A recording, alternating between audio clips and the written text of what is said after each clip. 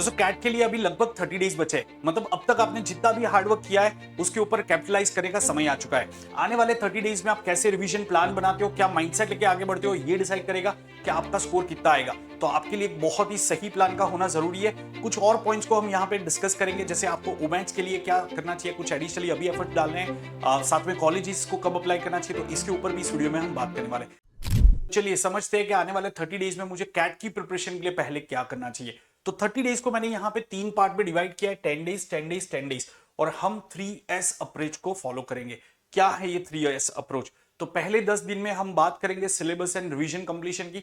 Next 10 days में हम बात करेंगे स्कोर मैक्सिमाइजेशन की, या हम फोकस करेंगे स्कोर मैक्सिमाइजेशन पे, और आखिरी 10 दिन में हम फोकस करेंगे स्टेबिलिटी के ऊपर। तो यही चीज मैंने यहां पे लिख दिया है, syllabus completion and revision, score maximisation and stability and mental readiness, क्योंकि वो भी बहुत जरूरी है। तो यहां पे कुछ चीजें मैं आपको बता देता हूं। सबसे पहले तो कैट एग्जाम आपके ग्रेजुएशन एग्जाम जैसा नहीं है कि लास्ट डे तक आप टॉपिक कंप्लीट किए जा रहे हो। एक टाइम पे आपको टॉपिक्स को, नए टॉपिक्स को लर्न करना रोकना पड़ेगा, नहीं तो आप उसको अप्लाई ही नहीं कर पाओगे। तो मेरे हिसाब से 10th November should be your last day कि आप कुछ नई चीज लर्न कर रहे हो। उसके बाद में आप सिर्फ और सिर्फ जो किया है उसी के ऊपर फोकस करोगे। उसके बाद अगर आप बहुत और चीजें लर्न करोगे उसका इतना ज्यादा फायदा नहीं मिलेगा। तो 10th नवंबर डेट याद रख लो। जब तक आपके जितने टॉपिक्स हो जाते हैं वो आपको कंप्लीट करने में, एक बार वापस से आपको दिखा दूंगा कि कॉन्ट में कौन से ऐसे टॉपिक्स है जो आपने सब लोगों ने कर लिए होने चाहिए, और कौन से ऐसे टॉपिक्स है जिसका आप बेसिक करके जा सकते हो। सिमिलरली एलआरडीए वीआरसी में आपको क्या करना चाहिए उसके ऊपर बात करेंगे। फिर उसके बाद में सेकंड पार्ट है नेक्स्ट 10 डेज, मतलब आप समझ लो मोटे मोटे तौर पे 11th नवंबर से 20th नवंबर। तो उसके ऊपर आप फोकस करोगे कि आपके स्कोर को जितना ऊपर ले जाओ उतने ऊपर ले जाने की। और आखिरी 10 डेज में हमें सिर्फ और सिर्फ फोकस करना है कि जो स्कोर हमारे आ रहे हैं उससे नीचे स्कोर ना आए, और हम मेंटली काफी मोटिवेटेड रहे और रेडी रहे एग्जाम के लिए। तो ये हमारा प्लान होना चाहिए। तो इसके ऊपर थोड़ा सा अभी एक एक करके डिटेल में बात करते हैं। तो जो मैंने आपको बताया पहले 10 दिन में, तो सिलेबस कंप्लीशन रिवीजन, तो उसमें क्वांट के लिए आपका क्या होना चाहिए तो मैंने यहां पे दिखा दिया है। तो क्वांट की अगर बात करें तो आप सब लोगों को ये श्योर कर लेना है कि आपने एरिथमेटिक इक्वेशंस, इक्वेशन मतलब linear equation and particularly quadratic equation, inequality modulus and numbers, ये एरिया को आपने लॉक किया हुआ है। ठीक है, अगर आपने ये एरिया अच्छे से कर लिया है तो बहुत ही अच्छी बात है। अगर इसमें कुछ बाकी रह गया तो आप एक प्लान बना दो। आप चाहो तो मेरे YouTube पे प्लेलिस्ट में जाके आप मेरा कॉन्ट का प्लेलिस्ट देख सकते हो, उसमें मैंने कॉन्ट के मैराथन कंडक्ट किए, डिस्क्रिप्शन में भी मैं लिंक रख दूंगा, उससे ये टॉपिक्स को कंप्लीट कर सकते हो। तो ये आपकी पहली प्रायोरिटी होनी चाहिए। फिर आपको कोशिश करनी है कि आप प्रोग्रेशन एंड लॉगरिदम भी कंप्लीट करो। वैसे प्रोग्रेशन, लॉगरिदम, फंक्शन तीनों इंपॉर्टेंट है, लेकिन मतलब टाइम अगर नहीं है तो आपको कोई ना कोई टॉपिक को छोड़ना पड़ेगा। तो मैंने यहाँ पे प्रोग्रेशन, लॉगरिदम मेंशन किया है। फंक्शंस भी अगर आप कर सको बहुत ही अच्छी बात है। उसके बाद में अगर टाइम बचता है, परम्यूटेशन, कॉम्बिनेशन एंड प्रोबेबिलिटी पे आप जा सकते हो। उसका आपका ऑन एन एवरेज एक क्वेश्चन आता है। एंड ज्योमेट्री एक पूरा अलग एरिया है। टाइम मिलता है तो ज्योमेट्री आप पूरा कर सकते हो, नहीं तो एटलीस्ट उसका बेसिक करके चले जाओ। जो मैंने हमेशा बताया है कि बेसिक ट्राइंगल के फॉर्मूले, स्क्वायर, सर्कल, ये सब के एरिया, सरकमफ्रेंस, इतने फॉर्मूले पता होना चाहिए, पाइथागोरस पता होना चाहिए, एंड आपको क्यूब, क्यूबॉइड के वॉल्यूम पता होने चाहिए। तो अगर कोई इजी क्वेश्चन आ जाता है आप उसको ट्राई कर सकते हो। समझ में आ गया ये? तो अब बात करते हैं एलआरडीआई की। सो एलआरडीआई के अंदर आपको फोकस करना है प्रैक्टिस एंड प्रैक्टिस पे। ठीक है, क्योंकि एलआरडीआई में बहुत कम ऐसे कॉन्सेप्ट्स है जो आपको लर्न करने की जरूरत है। For example set theory, Venn diagram अगर आपने नहीं किया तो उसके कॉन्सेप्ट को आप लर्न कर सकते हो 10th नवंबर तक। और फिर उसके बाद में या उसके साथ में आपको सिर्फ और सिर्फ प्रैक्टिस पे फोकस करना है। तो आप एटलीस्ट 22 नवंबर तक ये श्योर करोगे कि आप डेली 3 to 4 सेट्स प्रैक्टिस कर रहे हो। चाहे आप मॉक टेस्ट लिख रहे हो तो मॉक टेस्ट में भी आपका एक सेक्शन हो रहा है, या फिर आप सेक्शनल टेस्ट लिख सकते हो, या फिर आप कोई और मटेरियल से टाइमर लगा के 3-4 सेट्स प्रैक्टिस कर रहे हो। यही चीज इंश्योर करेगा कि एलआरडीए में जो आपको नेसेसरी सिलेक्शन, आइडेंटिफिकेशन आपका जो है, आइडेंटिफिकेशन स्किल वो आपका अच्छा हो जाता है, और आप एग्जाम डे पे अच्छे सेट सेलेक्ट कर पाओगे। ठीक है, सिमिलरली अगर वीआरसी की बात करें उसमें भी practice and practice is the key. तो उसके लिए भी आप कुछ ऐसे प्लान बना सकते हो कि अभी से लेके 22 नवंबर तक आप या तो सेक्शनल टेस्ट लिखो, मॉक टेस्ट लिखो, या फिर जिस दिन आप दोनों नहीं लिख रहे हो तो आप 3 से 4 आरसी प्रैक्टिस करोगे एंड अराउंड 15 क्वेश्चन वीए के प्रैक्टिस करोगे। तो ये आपको कंटिन्यू रखना है। तो ये एक पार्ट क्लियर हो गया। अब इसके अलावा एक बहुत इंपॉर्टेंट चीज है दोस्तों यहाँ पे, कि आपको पिछले 4 साल के सारे कैट के पेपर्स को रिव्यू करना है। 4 साल के अगर आप देखोगे टोटल 12 पेपर है, उसके पीडीएफ डाउनलोड करना है आपको विदाउट सोल्यूशन, और उसको देखना है, रिव्यू करना है। मतलब उसके वीडियो देखने नहीं बैठ जाना है आपको, उसको आपको देखना है और आपको समझना है कि कितने क्वेश्चन आपसे हो रहे हैं। You will consider each paper as like a mock test, ठीक है। मैं वन सेकेंड सजेस्ट नहीं करूंगा इसको एज ए मॉक टेस्ट लिखो, आपको उसको रिव्यू ही करना है। तो आप उसको एज ए मॉक टेस्ट की तरह पेपर को देख सकते हो एंड आप जस्ट देखो क्वेश्चन कि क्या ये क्वेश्चन आपके एरिया से है, अगर एरिया से है तो क्या उसका माइंड में कोई अप्रोच बन रहा है, तो आपको उस तरीके से उसको ट्राई करना है। जो क्वेश्चन आपके एरिया से है, जो आपने टॉपिक किए हैं उससे है, और अगर सॉल्व नहीं हो रहा है तो आप उसका फिर सोल्यूशन देखोगे। अब यहाँ पे इसको मैं एज ए मॉक टेस्ट लिखने के लिए क्यों मना कर रहा हूँ, तो गाइस एक रीजन ये है कि आपने जहां से भी प्रिपेयर किया होगा, ज्यादातर फैकल्टी जो पिछले 3-4 साल के जो क्वांट के या एलआरडीआई के सेट्स होते हैं उसको अपने सेशंस में कवर कर लेते हैं या फिर उसके जैसे क्वेश्चंस करवा देते हैं।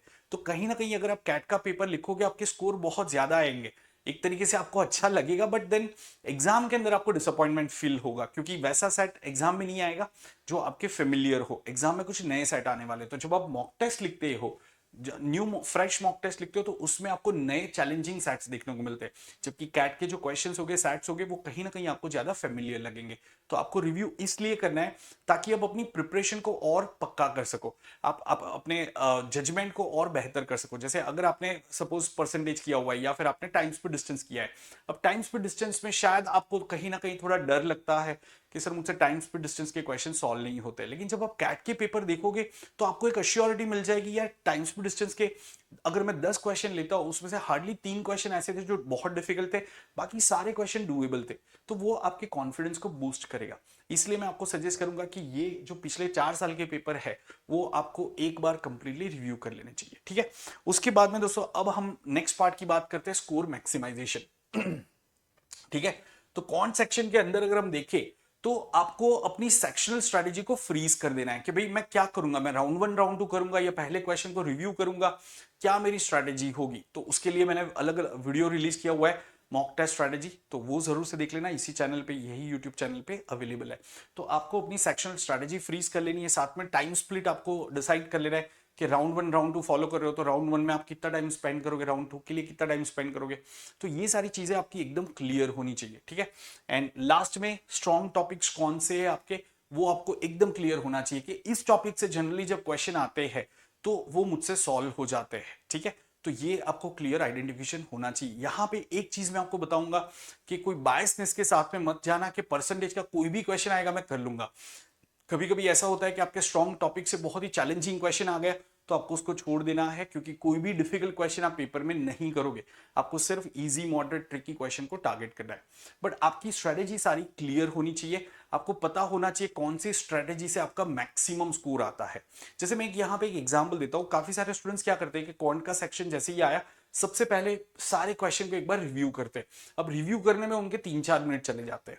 अब अगर आप देखोगे इससे कोई फायदा नहीं होता है, क्योंकि जब तक आप 22वें क्वेश्चन तक जाओगे आपको याद भी नहीं रहेगा पहला क्वेश्चन कौन सा था।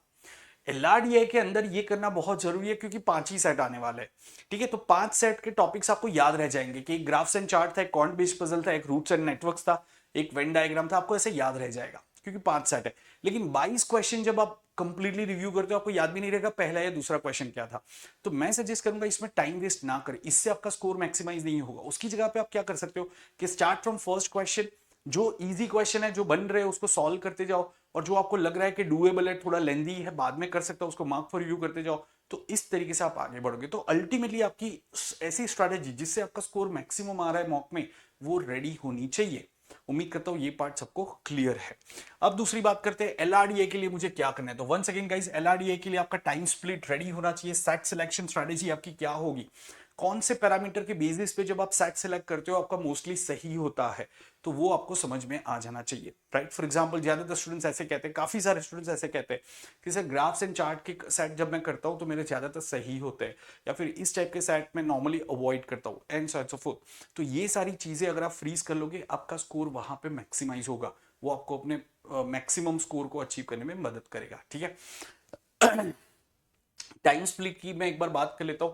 तो गाइस जैसे मैं नॉर्मली स्टूडेंट्स को ये सजेस्ट करता हूं कि स्टार्टिंग में आप थोड़ा सा समय स्पेंड करो अपने सेट्स को आइडेंटिफाई करने के लिए, जो मैंने मॉक टेस्ट स्ट्रेटजी में भी बताया हुआ है कि काफी सारे स्टूडेंट्स क्या करते हैं, जस्ट थोड़ी सी नजर डालेंगे, ग्राफ चार्ट दिखा, सब कुछ छोड़ छाड़ के उसके ऊपर लग जाएंगे।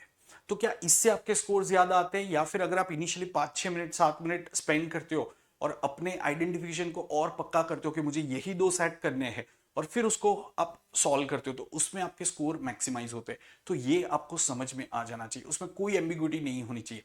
कहने का मतलब ये है कि आखिरी 10 दिन में जब आप एंटर करते हो या फिर एग्जाम हॉल में जब आप एंटर करते हो, आपकी स्ट्रेटेजी बहुत ही क्लियर होनी चाहिए कि आप एलआरडीआई सेक्शन में कैसे टाइम स्पेंड करने वाले हो।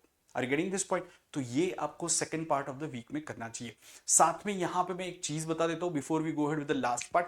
दोस्तों नवंबर के अंदर आपको कम से कम 12 से 14 मॉक का टारगेट सेट करना है, which comes out to be almost 1 mock every alternate day.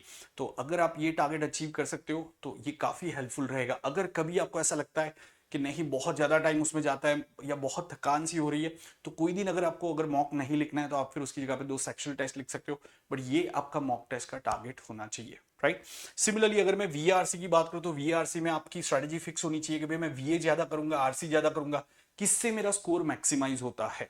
तो ये चीज आपको बहुत क्लियर होनी चाहिए। और उसके लिए आप क्या कर सकते हो, अपने जो अब तक के मॉक लिखे उसके स्कोर्स को आप एनालाइज कर सकते हो कि जब भी मैं वीए के क्वेश्चन ज्यादा अटेम्प्ट करता हूं मेरे ओवरऑल स्कोर ज्यादा आते हैं, जब भी मैं आरसी को ज्यादा करता हूं तो मेरे स्कोर कम हो जाते हैं। तो you will see some pattern and trust those patterns, ठीक है?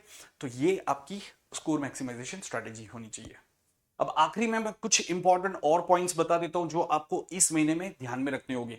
सबसे पहला है आपको बहुत ही क्लियर होना चाहिए आप कौन से मॉक टेस्ट लिखने वाले हो और उसके लिए आपकी प्रिपरेशन स्ट्रेटेजी क्या होगी। फॉर एग्जांपल मैं अभी इस स्टेज पे कंफ्यूज नहीं हो सकता कि मैं जैट लिखूंगा नहीं लिखूंगा, स्नैप लिखूंगा नहीं लिखूंगा। मुझे बहुत ही क्लियर होना चाहिए और उसके लिए मेरा एक प्लान रेडी होना चाहिए। मतलब ऐसा नहीं कि अभी मैं जस्ट कैट पे फोकस कर रहा हूँ, कैट जिस दिन खत्म हुआ उसके नेक्स्ट डे मैं सीधा स्नैप की बात कर रहा हूँ। तो मैं अभी से ही थोड़ा सा स्नैप जैट के बारे में थोड़ा सा सोचना शुरू करूंगा। बहुत ज्यादा समय मैं स्पेंड नहीं करूंगा लेकिन मुझे एक आइडिया होना चाहिए, ठीक है? दूसरा, मुझे कॉलेजेस के एप्लीकेशन को भी ट्रैक करना पड़ेगा। जैसा आप सब लोग जानते हो यूजुअली एफएमएस के एप्लीकेशन नवंबर में आते हैं, फॉर्म्स नवंबर में आते हैं और खत्म भी हो जाते हैं। कुछ और ऐसे कॉलेजेस है जिसके फॉर्म्स नवंबर में कंप्लीट हो सकते हैं, तो उसके हम वीडियोस रिलीज करते रहेंगे, आपको उसको देखते रहना है। मतलब ऐसा नहीं होना चाहिए आप कैट की प्रिपरेशन में इतने एनग्रॉस हो गए कि बाकी कुछ और आइडिया ही नहीं है क्या चल रहा है।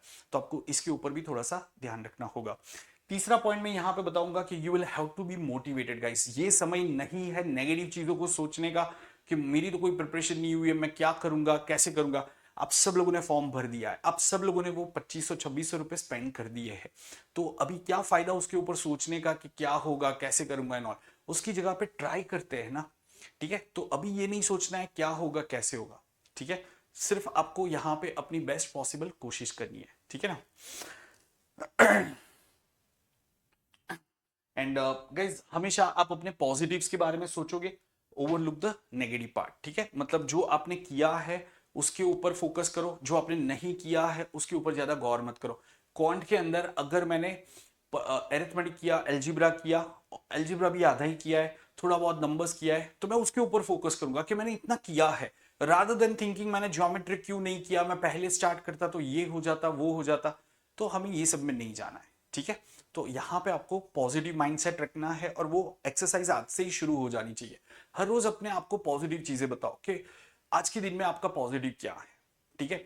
आपने अब तक क्या ऐसी चीजें करी है जो आप चेरिश करते हो, तो उसको याद करो, ठीक है? तो ये चीजों पे आप फोकस करोगे आखिरी 30 डेज में। और मैं आप लोगों के लिए ऐसे वीडियो लेके आता रहूंगा जहां पे मेरी तरफ से कोशिश रहेगी कि आपको ये आखिरी 30 दिनों के लिए जर्नी में मदद की जाए, थोड़ा सा मोटिवेटेड रखा जाए, सही टाइम पे गाइडेंस दिया जाए। तो guys stay tuned. And before I wind up guys I just want to tell you कि मैंने काफी सारे मैराथन्स कंडक्ट किए हैं, इस वीडियो के डिस्क्रिप्शन में मैं उसका लिंक रख दूंगा, तो उसको देख के भी आप अपने बाकी के टॉपिक कंप्लीट कर सकते हो। आप इस चैनल के प्लेलिस्ट में जाके भी उसको देख सकते हो। इसके अलावा आपको पता है अनअकैडमी अभी 3 डेज का मैराथन कर रहा है, उसका लिंक भी आपको डिस्क्रिप्शन में मिल जाएगा, तो आप चाहो तो उसको भी अटेंड कर सकते हो, उससे भी आपको काफी अच्छा रिविजन मिल जाएगा। And apart from that guys we are conducting one all India free mock test, so do not miss to attend this, it is coming on the Sunday. 3 slot में हो रहा है, तो उसका लिंक भी आपको डिस्क्रिप्शन में मिल जाएगा।